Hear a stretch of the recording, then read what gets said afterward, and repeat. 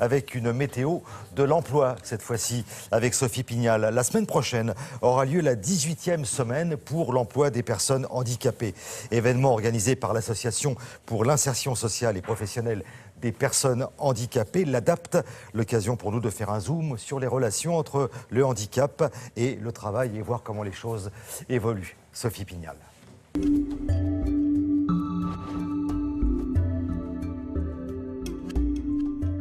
La semaine pour l'emploi des personnes handicapées a lieu chaque année depuis 1997 pendant la 3e semaine du mois de novembre. C'est un rendez-vous national qui a pour objectif de parler du handicap, de multiplier les rencontres entre recruteurs et travailleurs handicapés et de sensibiliser les entreprises et leurs collaborateurs. Côté emploi, la situation reste difficile pour les personnes handicapées. Leur taux de chômage est 2 fois supérieur au taux de chômage national.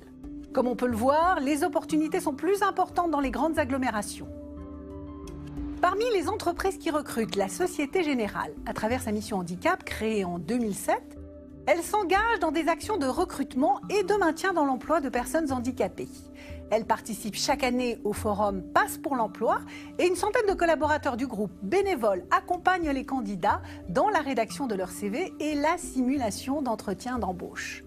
Toutes les offres proposées par le groupe Société Générale sont ouvertes aux personnes en situation de handicap et cela représente 1300 emplois chaque année. Disneyland Paris, de son côté, a signé son premier accord d'entreprise en 1993, moins d'1 an après l'ouverture du site. Aujourd'hui, un peu plus de 650 salariés en situation de handicap travaillent sur le parc. Ils ont en moyenne 13 ans d'ancienneté.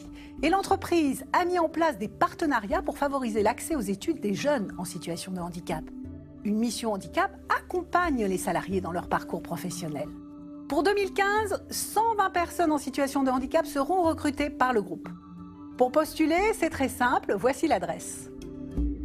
Dans le secteur de la restauration, le groupe Flo est lui aussi très actif. Pendant la semaine pour l'emploi des personnes handicapées, le groupe interpelle l'ensemble de ses salariés à travers la diffusion d'émissions télévisées réalisées en interne sur la thématique du handicap.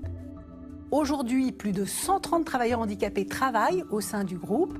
Et cela devrait évoluer puisque l'ensemble des postes proposés par l'entreprise sont ouverts aux personnes en situation de handicap.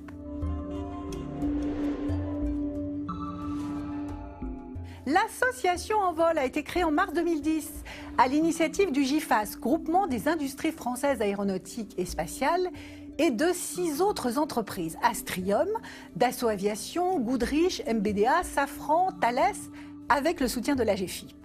Elle a pour objectif de favoriser le recrutement de personnes en situation de handicap dans les métiers de l'industrie aéronautique et spatiale sur des postes d'opérateurs, de techniciens ou encore d'ingénieurs.